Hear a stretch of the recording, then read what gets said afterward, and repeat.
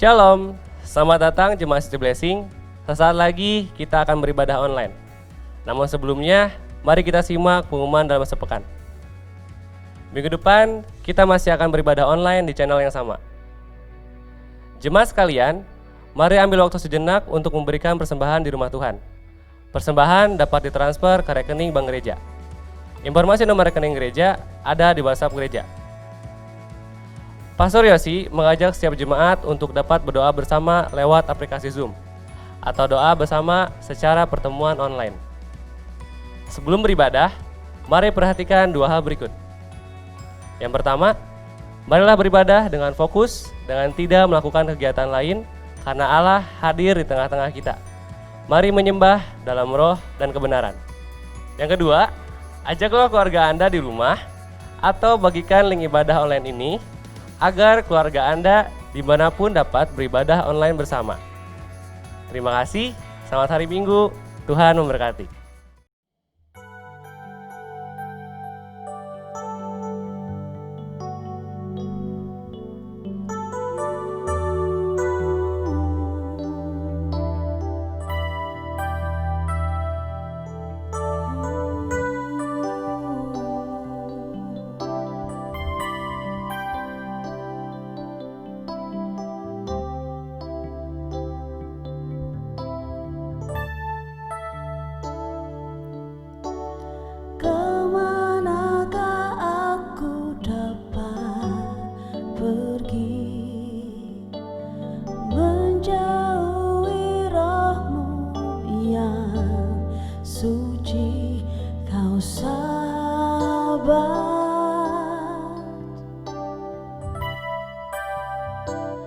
Dan kau dekat,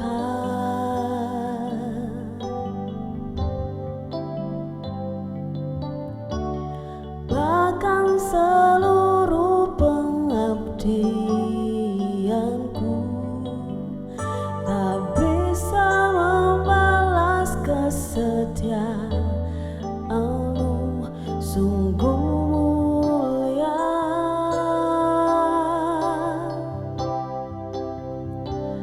dan berharga.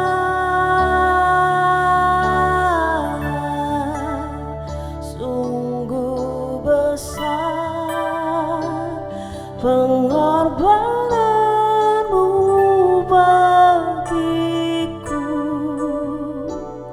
terlalu dalam untuk dimengerti. Sungguh besar,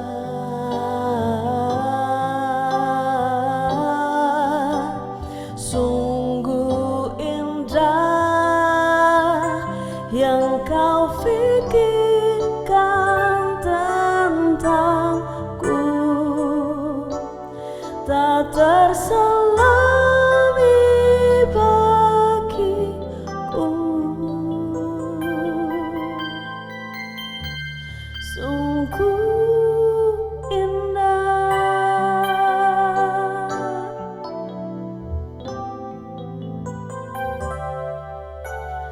Kemanakah aku dapat pergi,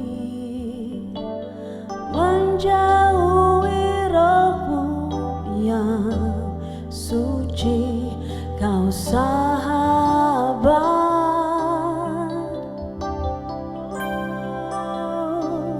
Dan kau dekat,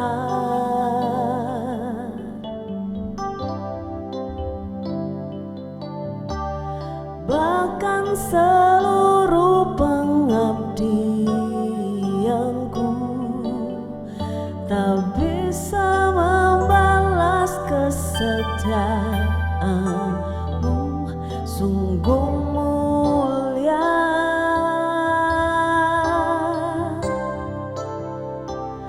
dan berharga. Sungguh besar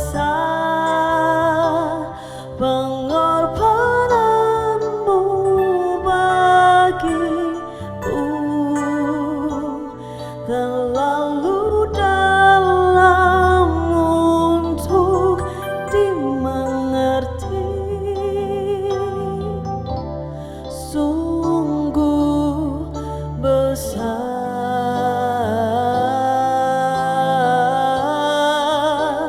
sungguh indah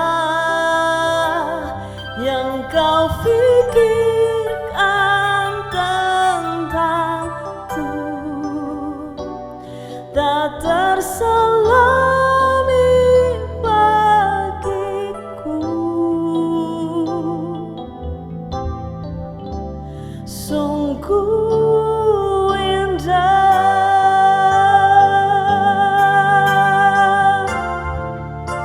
sungguh besar pengorbananmu bagiku,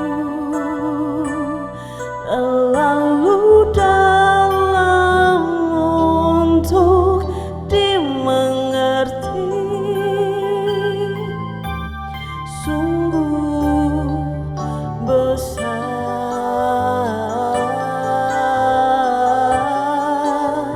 sungguh indah yang kau pikirkan tentangku, tak terselami bagiku. Sungguh indah.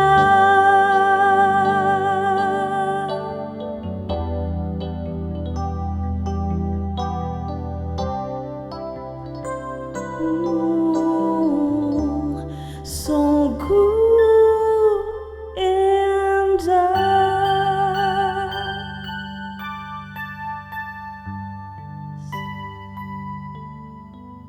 Puji Tuhan saudara, kita akan bersama-sama mengikuti perjamuan kudus. Mari kita semua masuk dalam doa. Bapa di surga, kami mengucap syukur hari ini kami boleh diizinkan untuk ikut bersama-sama memperingati penderitaanmu dan kematianmu di kayu salib, yaitu untuk menebus semua dosa, kesalahan, dan kutuk yang menimpa kami.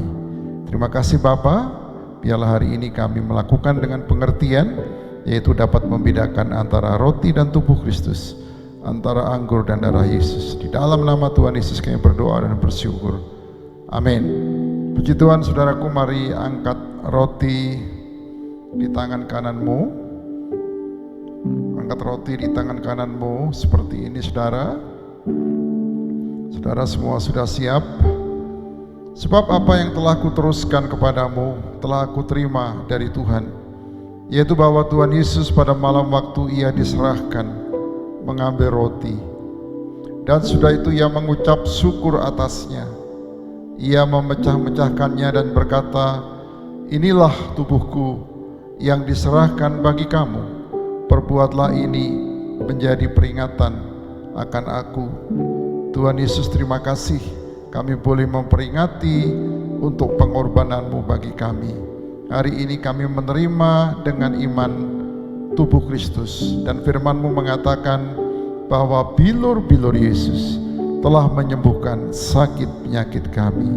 Kami terima dengan iman dalam nama Tuhan Yesus. Saudara silahkan makan.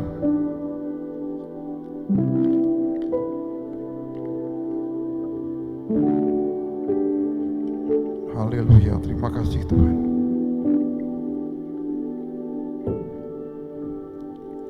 Saudaraku, siapkan anggur di tangan kananmu, kemudian silahkan mengangkat saudaraku.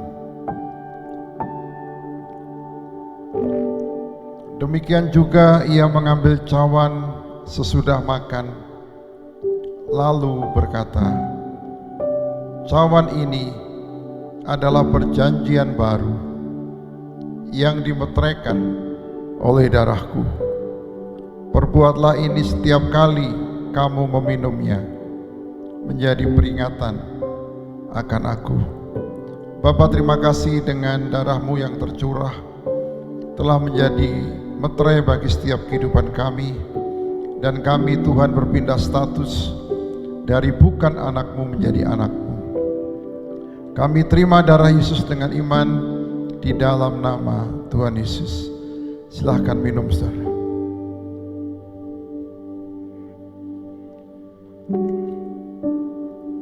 Sebab apa? Sebab setiap kali kamu makan roti ini dan minum cawan ini, kamu memberitakan kematian Tuhan sampai Ia datang. Terima kasih Tuhan, kami telah menerima tubuh dan darah Kristus. Engkau menyucikan kami, menguatkan kami, dan membuat kami percaya untuk sekali dan selama-lamanya. Di dalam nama Tuhan Yesus kami berdoa dan bersyukur. Haleluya. Amin.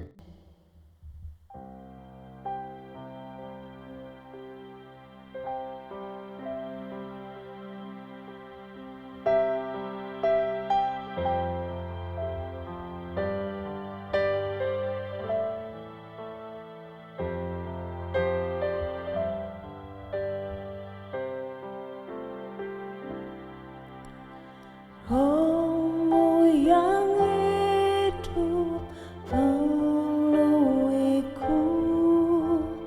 mengalir dalamku. Jiwaku tenang bersamamu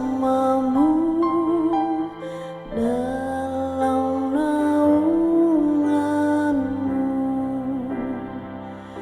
Ku buka hati untuk jamahanmu, berserah penuh di hadiratmu.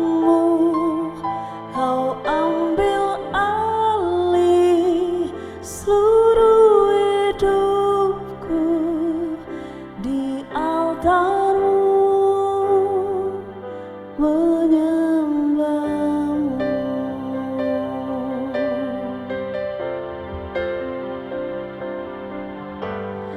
Rohmu yang kudus pulihkanku, Engkaulah damaiku.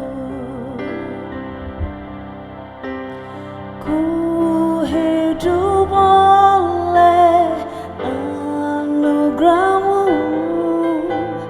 yang menyertaiku,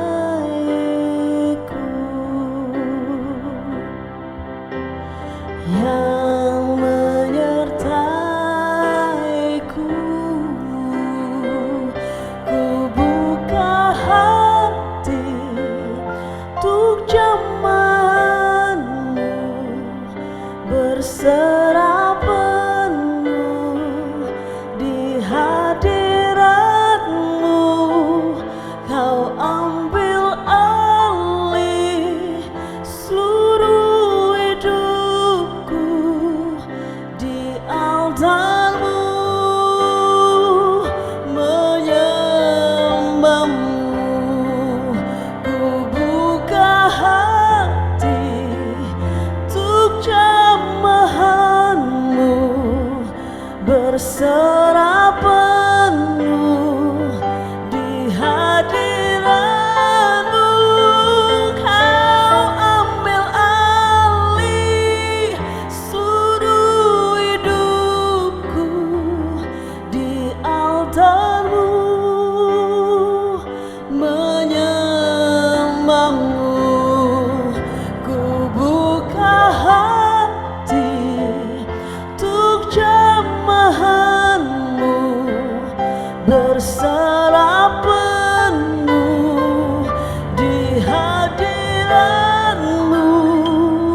Kau ambil alih seluruh hidupku di altarmu, menyembahmu di altarmu,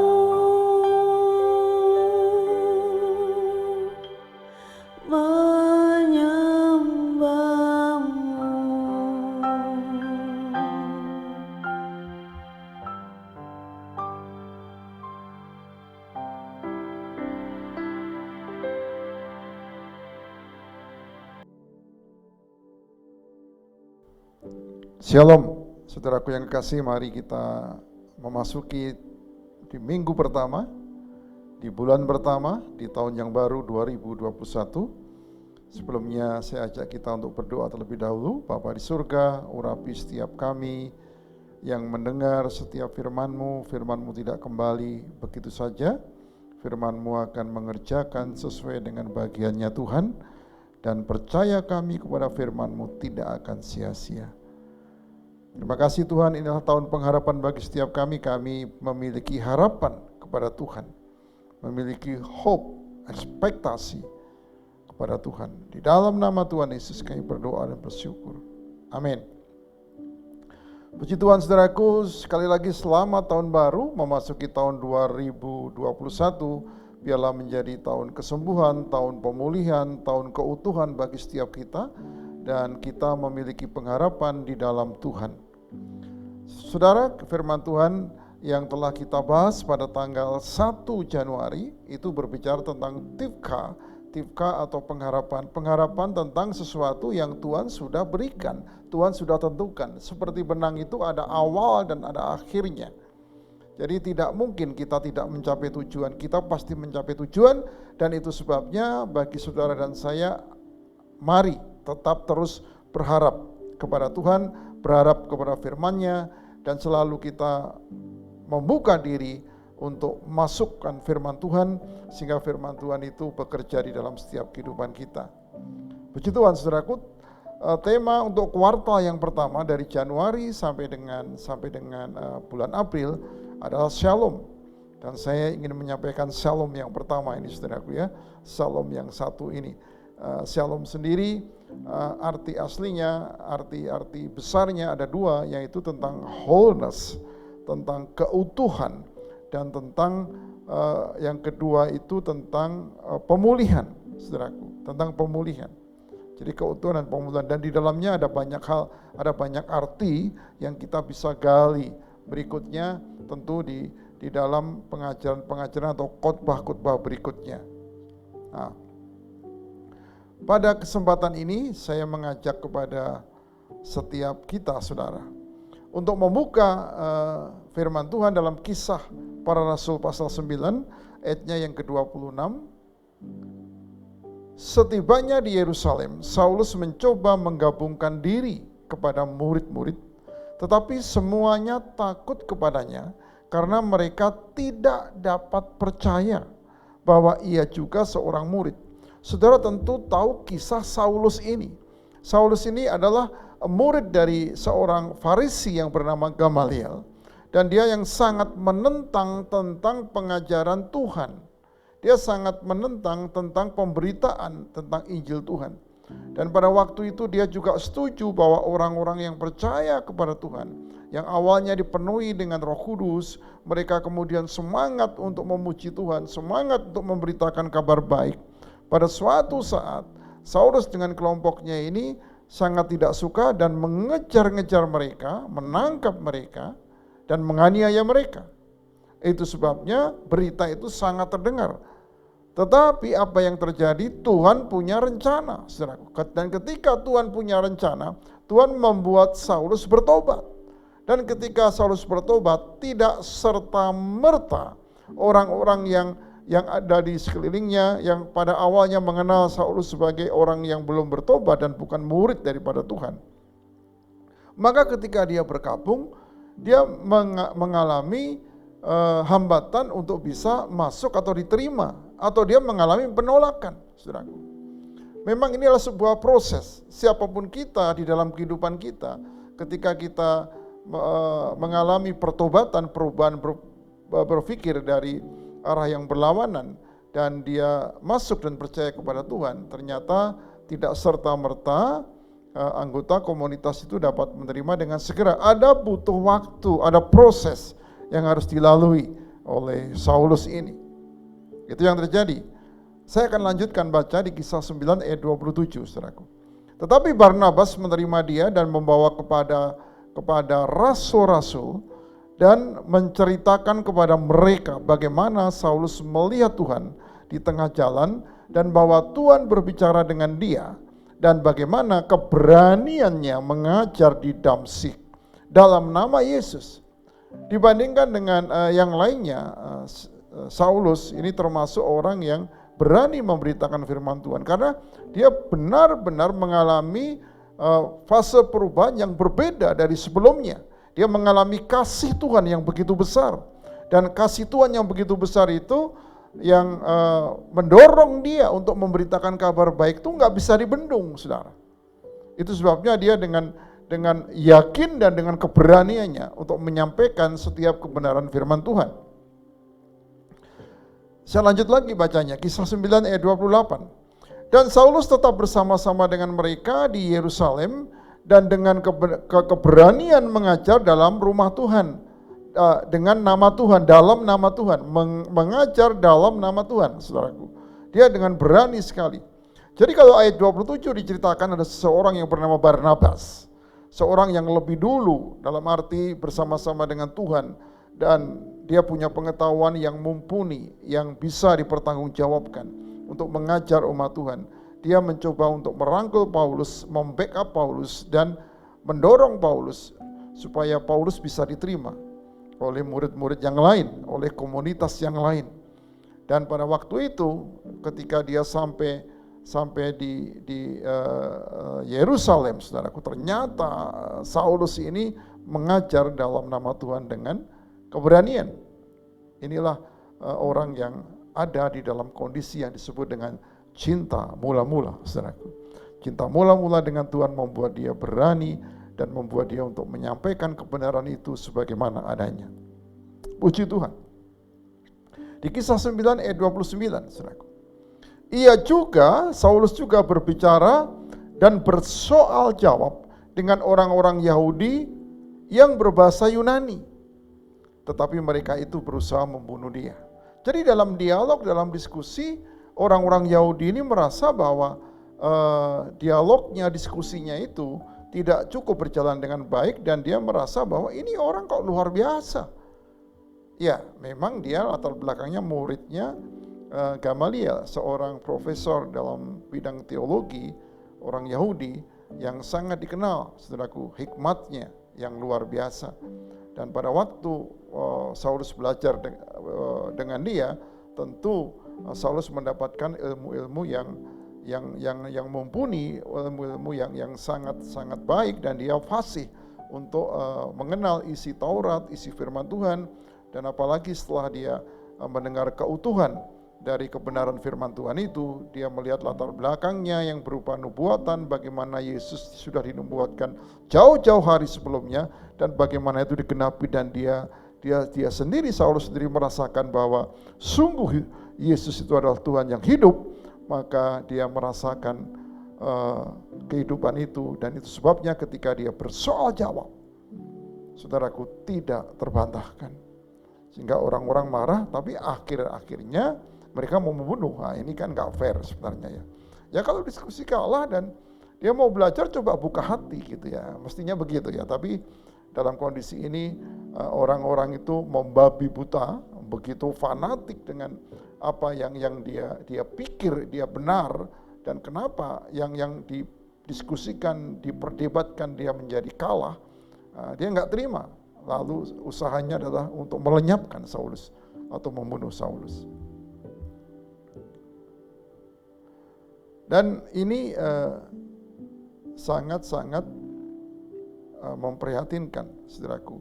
Jadi kasihan sekali untuk orang-orang yang ingin membunuh Saulus ini, membunuh Paulus ini, karena dia tidak mengerti dan tidak mau membuka akan dirinya.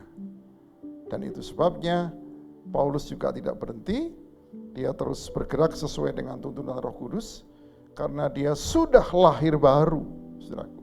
Dan ketika dia sudah lahir baru, dia akan menyatakan sesuatu yang memang harus dia sampaikan. Di Kisah 9 ayatnya yang ke-30, saudaraku, akan tetapi setelah hal itu diketahui oleh saudara-saudara anggota jemaat, mereka membawa dia ke Kaisarea dan dari situ membantu dia ke Tarsus. Dari situ dia membantu dia ke Tarsus. Jadi saudara yang lain akhirnya Dia sadar, oh ini memang orang sudah benar ini. Sudah ada di track yang benar, sudah ada di jalur yang benar, makanya dia mau membuka hati dan memfasilitasi Saulus untuk dibantu atau ditolong atau layak untuk ditolong. Yang 9 ayat yang ke-23, saudara. Yang ayat yang ke-23. Selama beberapa waktu jemaat di seluruh Yudea, Galilea, dan Samaria berada dalam keadaan damai. Dalam keadaan damai, jemaat itu dibangun dan hidup dalam takut akan Tuhan. Jumlahnya makin bertambah besar oleh pertolongan dan penghiburan Roh Kudus. Saudaraku, ada kata yang perlu kita garis bawahi bersama tadi, yaitu berada dalam keadaan damai. Keadaan damai, keadaan shalom, saudaraku. Mereka ada dalam keadaan damai. Kenapa? Ketika mereka menerima Tuhan sebagai Tuhan dan Juru Selamat, hati mereka, hidup mereka diubahkan. Ketika hati mereka, hidup mereka diubahkan, mereka semangat sekali, mereka bersukacita.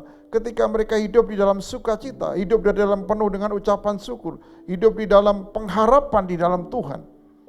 Dan mereka selalu rajin untuk berdoa bersama, memuji Tuhan, menyembah Tuhan, bergerak bersama, melayani Tuhan bersama.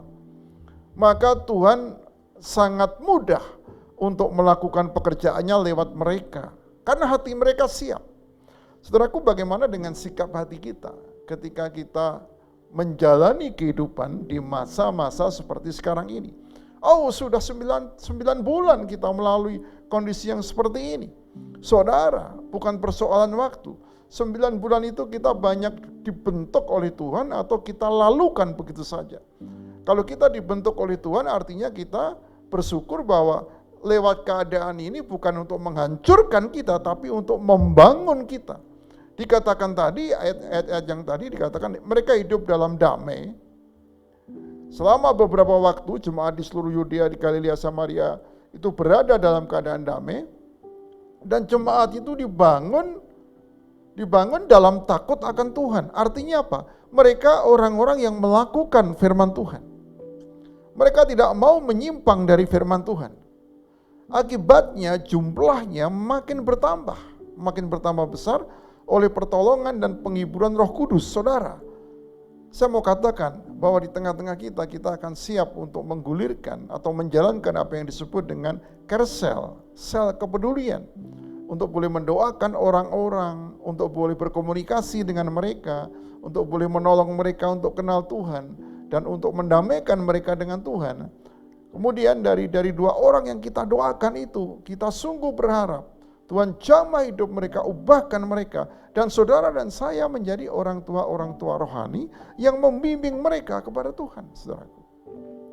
Maka itu yang mesti dilakukan. Jadi poin di Kisah 9 ayat 31 ini poin yang kita mau ambil hari ini, bahwa saudaraku,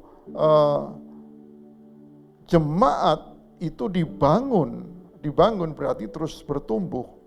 Dibangun berarti ditata, dibangun berarti disusun, dibangun berarti disesuaikan. Ada yang menonjol ke sana, perlu disamakan, dikikis berarti dibentuk, saudaraku. Dan ketika saudara dan saya dibentuk, kita relakan untuk masuk proses pembentukan. Itu pada akhirnya adalah dengan maksud dan tujuan supaya kita semakin berkenan di hadapan Tuhan, kita semakin mengerti Tuhan, mengenal Tuhan, dan kita hidup di dalam menjalankan kebenaran firman Tuhan, atau dengan kata lain dalam takut akan Tuhan. Saudaraku yakin bahwa Tuhan akan tambahkan komunitas itu di dalam kehidupan atau dalam komunitas kita, maka itu yang terjadi, itu juga yang Tuhan inginkan dan rindukan, saudaraku. Nah, puji Tuhan, ada hal yang lain yang kita mau perhatikan hari ini. Nah, di Perjanjian Lama ada sebuah kisah, saudaraku. Jadi Tuhan itu menyelamatkan Yerusalem. Tuhan menyelamatkan Yerusalem. Ini juga berbicara tentang bagaimana shalom Tuhan turun atas Yerusalem.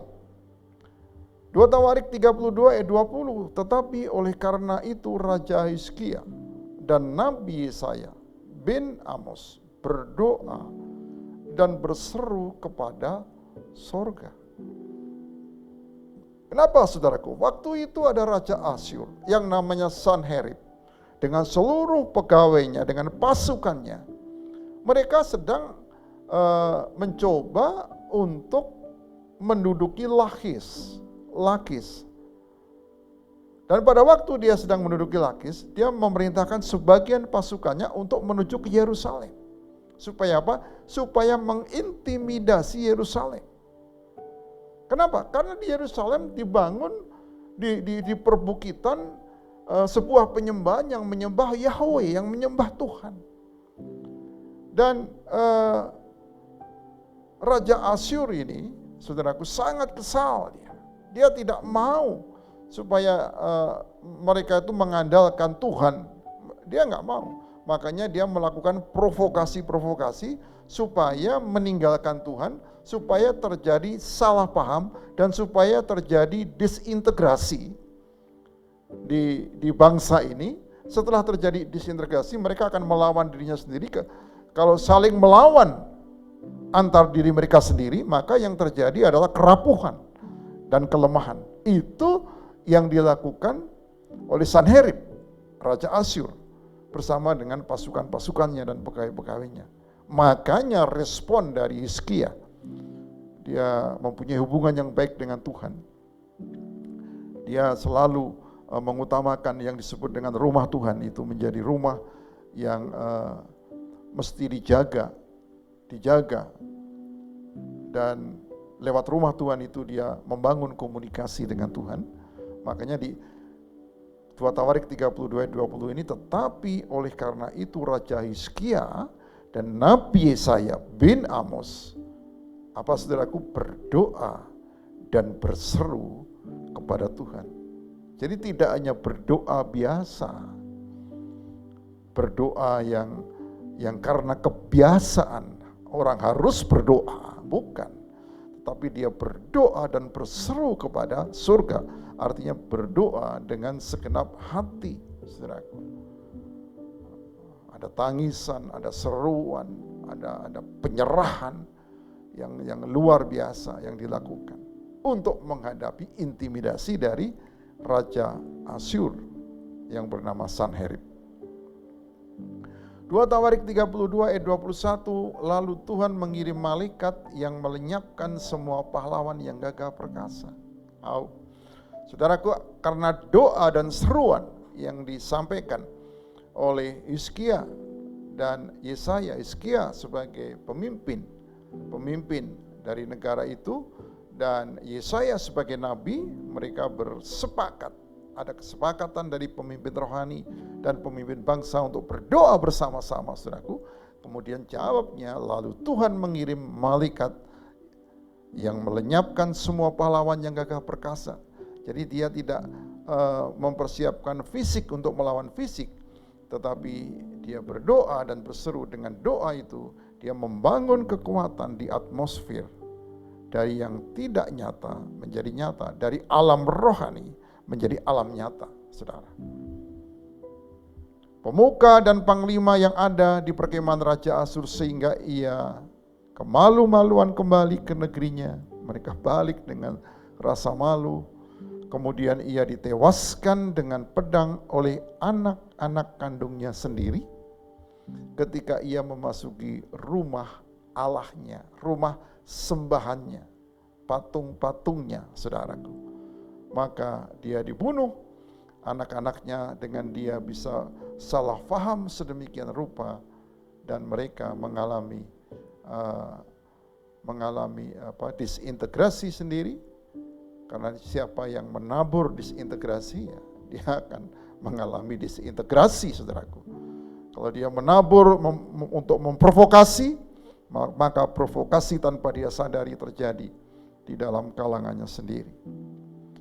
2 Tawarik 32 ayat 22, demikianlah Tuhan menyelamatkan Hizkia dan penduduk Yerusalem dari tangan Sanherib, Raja Asyur, dan dari tangan semua musuhnya. Semua musuhnya, saudara. Dan ia mengaruniakan keamanan pada mereka di segala penjuru. Kenapa? Karena Hizkia mengandalkan Tuhan. Memang Tuhan yang adalah Raja Damai itu turun dan sangat bisa diandalkan, saudaraku. Ketika Hizkia mengandalkan Tuhan, maka kekuatan dari Tuhan itu keluar dan kasih Tuhan itu tetap menguasai raja dan seluruh bangsanya untuk tetap tenang dan teduh. Lalu Tuhan menolong mereka dengan kekuatan surga untuk melawan pasukan mereka, mengaruniakan keamanan kepada mereka ke segala penjuru di setiap daerah, saudaraku. Ada aman, ada shalom, ada keutuhan, ada pemulihan. Puji Tuhan. Saudaraku, samalah. Hari-hari ini siapa yang mengintimidasi kita, saudaraku? Saudaraku tahu, 9 bulan kita sudah diintimidasi dengan yang namanya pandemi, tidak kelihatan dengan mata jasmani kita. Memang ukurannya sangat kecil. Tetapi ketika saudara dan saya mencoba untuk taat kepada Tuhan dan taat kepada pemerintah. Kalau saudara taat kepada Tuhan, saudaraku pasti taat kepada pemerintah. Karena firman Tuhan katakan tidak ada yang pemerintah yang tidak datangnya dari Tuhan. Dan pemerintah menyandang senjata atau pedang itu memang untuk menegakkan kebenaran, saudara. Untuk menegakkan kebenaran. Yang benar-benar, yang salah akan diukur sesuai dengan ukuran-ukuran yang ada, apakah itu peraturan atau apapun namanya, saudaraku, untuk ditegakkan oleh aparat-aparat negara. Pasal 32 ayat 23, banyak orang membawa persembahan ke Yerusalem. Perhatikan saudaraku, untuk apa? Untuk Tuhan. Dan barang-barang yang berharga. Juga untuk Hizkia, Raja Yehuda itu. Sejak itu ia diagungkan oleh semua bangsa. Siapa? Hizkia diagungkan oleh semua bangsa. Kenapa? Hanya hidupnya tadi takut akan Tuhan. Kalau hidupnya dibangun atas takut akan Tuhan, maka Tuhan yang ditinggikan, Tuhan yang dibesarkan. Akibatnya kalau Tuhannya orang itu dibesarkan, apa yang terjadi? Ikut terangkat dia. Hizkia ikut terangkat, saudara.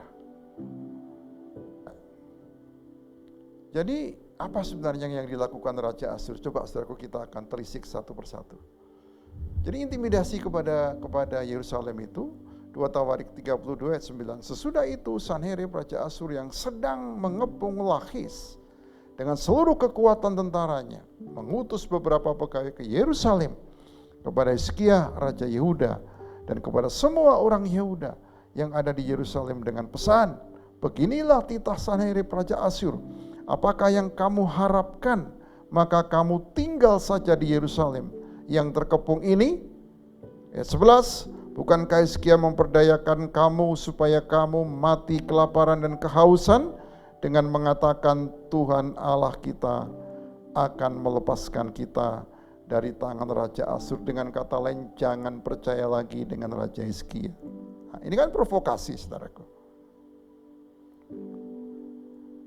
Dari ayat yang ke-12, 2 Tawarik 32 ayat 12. Bukankah Hizkia ini yang menjauhkan segala bukit pengorbanan dan misbah Tuhan itu, dan berkata kepada Yehuda dan Yerusalem, hanya di depan satu misbah kamu harus sujud menyembah dan membakar korban di atasnya. Memang tuh harus begitu.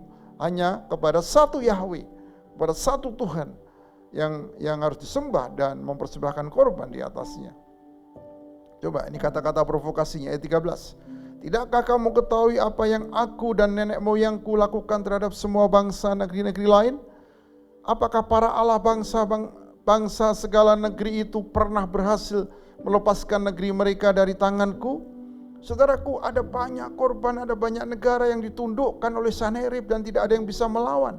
Tetapi itu tidak menjadi pembenaran, saudaraku, kalau Tuhan ada di pihak orang benar, kalau Tuhan ada di pihak kita, kita harus dengar apa yang Tuhan katakan, bukan yang orang katakan.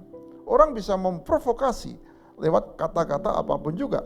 2 Tawarik 32 ayat 14, siapa daripada semua Allah bangsa-bangsa Yang sudah ditumpas nenek moyangku itu dapat melepaskan bangsanya dari tanganku. Wah, ini sombong kan dia. Masakan Allahmu dapat melepaskan kamu dari tanganku. Ini sudah mulai menghina Tuhan, saudaraku. Dia sudah mulai menghina Tuhan dan membesarkan dirinya. Dia sudah mulai membesarkan dirinya. Dan itu yang terjadi. Lalu apa yang dikatakan dengan ayat yang ke-15? Sekarang, janganlah Hizkia memperdayakan dan membujuk kamu seperti ini.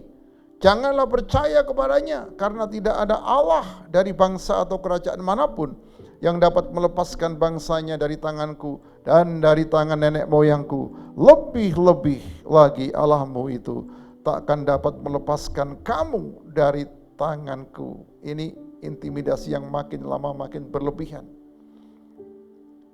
Ayat 16, dan masih banyak lagi yang diucapkan pegawai-pegawai Sanherib itu menentang Tuhan Allah dan menentang Hizkia hambanya.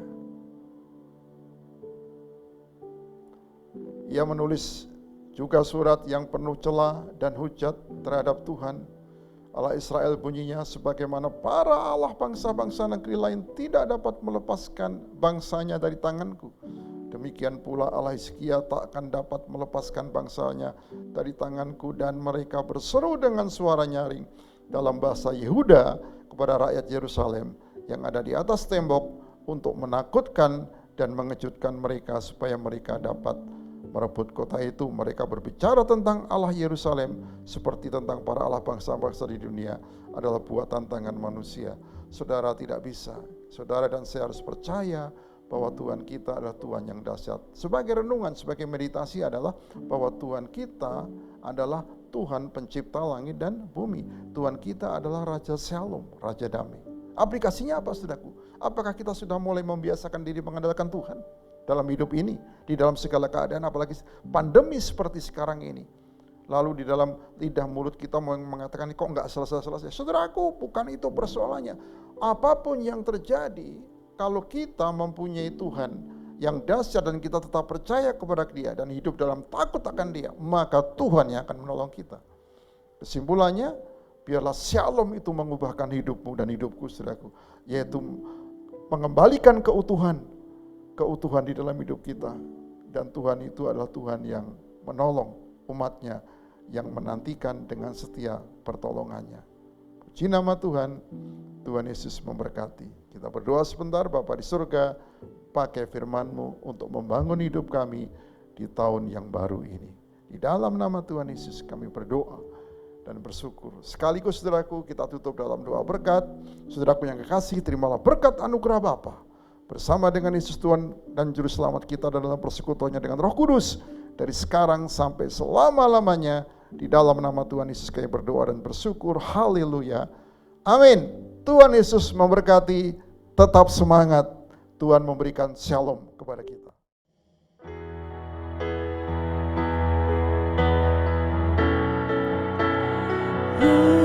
Kiranya Engkau memberkati aku berlimpah-limpah dan memperluas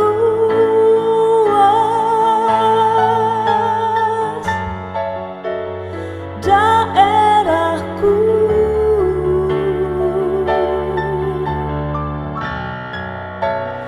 dan kiranya tangan-Mu menyertai aku dan melindungi aku daripada malapetaka.